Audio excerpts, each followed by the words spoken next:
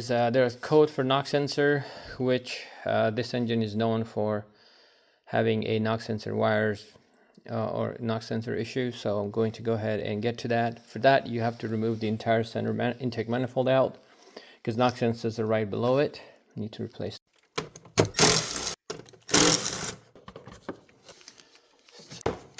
There we go. The whole box is out. So right away I can tell this engine went through a wash. Someone washed it, visible area, and could not wash the area covered by your airbox. Let's see if they change the filter. Yes. Next we have to take things out of our way so we can get to these bolts of the intake manifold, right? And all I can see is the injectors have to be unplugged. The fuel line has to be disconnected. The evap solenoid has to be disconnected. And there are a few connections for the wiring back there. When you go to this side, we can just pull off the hose for the PCB here. Remove this wiring harness. Oh, it's already detached. Okay. Injectors removal. And get to the 10mm bolts on the intake manifold. When it comes to the front, we only have the throttle body coolant lines right here. Remove those. Disconnect this throttle body plug. Let's disconnect the fuel line. So this one would require a special tool. If you don't have it, I suggest you pick one up. All right, let's disconnect the evap solenoid hose right here. This hose out, it's better to remove the clamp and just get this tool under the hose and pry it out like that. So the hose gets disconnected without you busting your knuckles. All right, so this side is disconnected. The fuel injector plug trick is they're very hard to remove. So all you do is grab this little pin and push the injector plug in like this and then push and take it out. Otherwise, it's locked in pretty tight, so it'll be hard to remove. That's how I do it.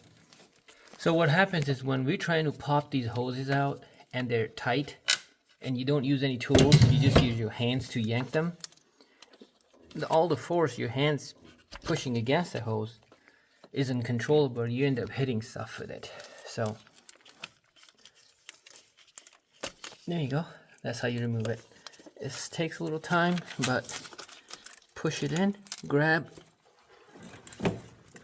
squeeze the clip, and out. So let's remove these coolant lines for throttle body.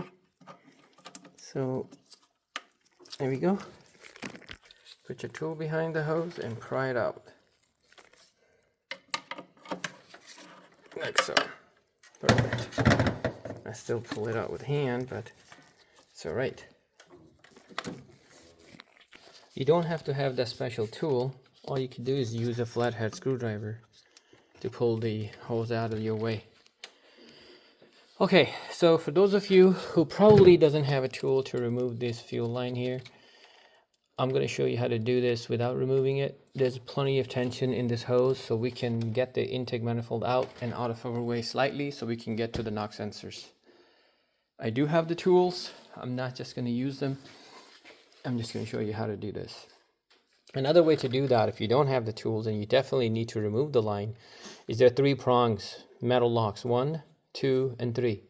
All you need to do is squeeze with your pick this way, pull the hose out that way, and then another one. I think there are 3 or 4, and you'll be able to unlock it if you don't have the tool. So the intake manifold bolts are removed by accessing them from the top here. See, all of them are out. So you got 1, 2, 3, here's 4, and the 5th one is right back there. There you go. Same on this side. To get to the bolt, some of them you have to remove the evap solenoid here, and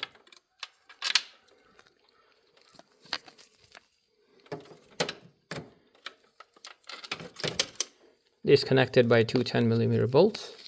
Right here and right here. You remove this solenoid out of your way. The other side, we have a dipstick to remove. Oh, come on. Okay, that guy's not coming out. There's one all the way back there. There's one bolt right behind here, and you got to take that one out. After you get bolt from here and from here, and you have successfully disconnected these vacuum lines, disconnect the transmission bracket, dipstick bracket, and the mount for it with the two 10mm bolts. And you have took out the solenoid with two 10mm bolts. Your manifold should be free. Here we go. Yes. So I'm just going to put it aside. So you can put it aside like that. This is what I noticed. Someone previously worked on it and left the brake booster vacuum line without a clamp. I believe they replaced the starter motor. That's how they got here. Anyway, what we're working on is these guys, the knock sensors. So you got 1 and 2, bank 1, bank 2. Gonna replace those.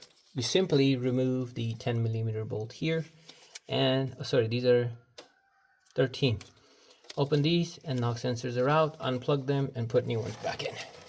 I found my problem. Looks like some critters been chewing on the knock sensor wires. So sensors probably were good, but the wires aren't. Wow. Okay, so I'm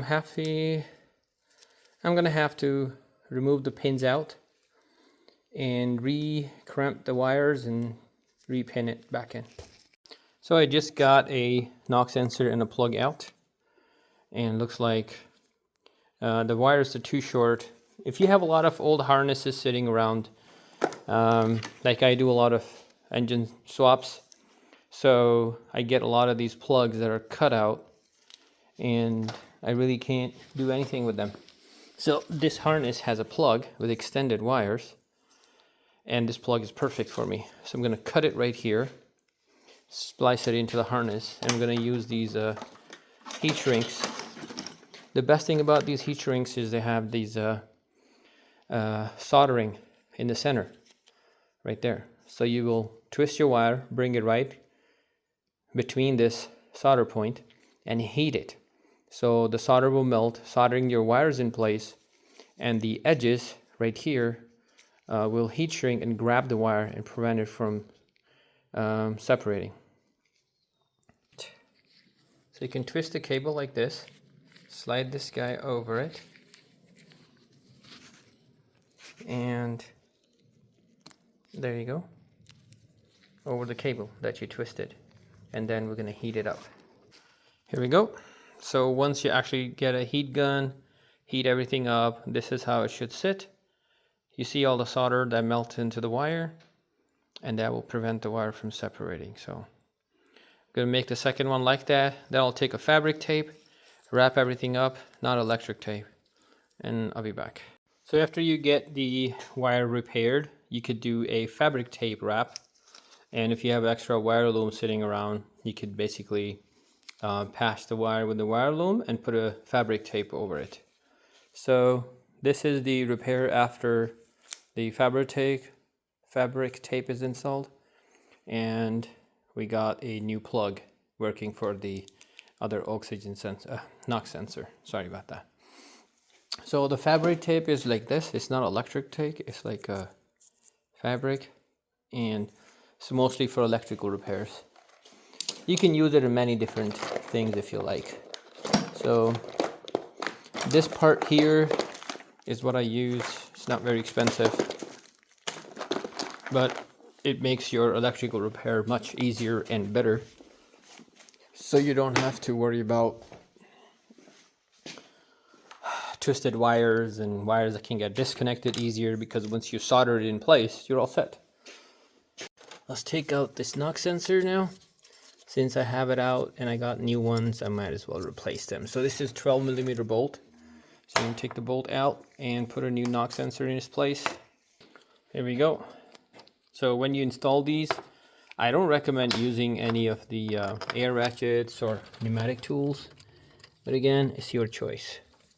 Just use the same bolt because none of the new knock sensor is going to come with any bolts. Now before you install your knock sensor, which I didn't show you, it's better to clean the surface, the mating surface for the knock sensor, to make sure you have a good contact with the block. That's that. Here's the second one. I'm gonna go ahead and plug second one. When you repair the harness, you gotta remember the direction of the wires. There is a gray and white wire, and you can match that with the other knock sensor, just to make sure you have it correctly oriented. Let's plug our newly repaired knock sensor wires.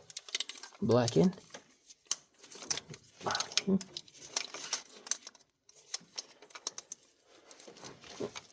Perfect. Now right here is a temperature sensor plug. Let's plug this guy,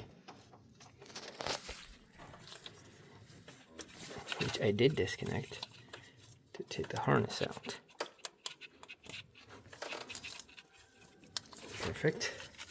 Here is your mounting clip, and here is our master connector. There we go. Lock it in place. All right. This right here is the secondary mounting, securing the harness in place. Here we go. So knock sensor is complete. Now it's just a matter of plugging everything back in. What you could do is inspect all the pockets, make sure you didn't end up dropping anything in there. If you did, try to pick it up before installing your intake manifold back in. I'm gonna go ahead and secure this clip back on. Someone apparently left off. While you have your intake manifold out, inspect your injector nozzles. To me, that one looks good. Looks good. This one has some deposits and does not look as clean. So on this side, we're gonna connect the evap solenoid back in, vacuum line, sit your fuel line where it's supposed to, put the security cap on, and right here is our solenoid plug here, harness. Perfect. Now we're gonna start plugging our injectors. Now injectors, you don't have to worry about the numbers because all the wires are gonna stay right where the other one was. It's supposed to be connected. That's the magic of factory harness. So you can see it's easy. You don't have to mark these guys. Perfect. Sensor. Let's connect our throttle body plug here.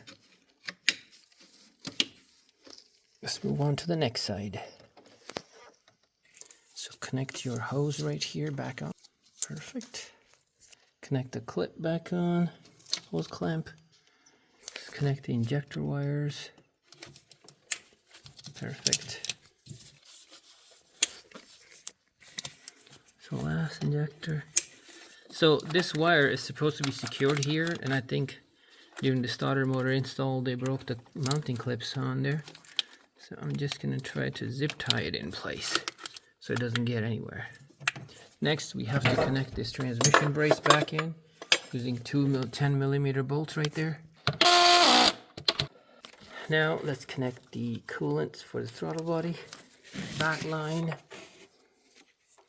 front line, and clamp them back up. One's done, and this guy here would be easy right there. At this point I'm going to connect the intake box and start the truck to confirm my work that I've done so far before I move on to the next work. So everything looks good. I just started the truck, everything's perfect. I took everything off so I can get to the ignition coils there and there, changing the spark plugs, and then most painstaking work getting to the exhaust manifolds down there. All right, thanks for watching, everybody. See you in the next video. Hopefully I'll make another video for the exhaust catalytic converter install from this side and oxygen sensor.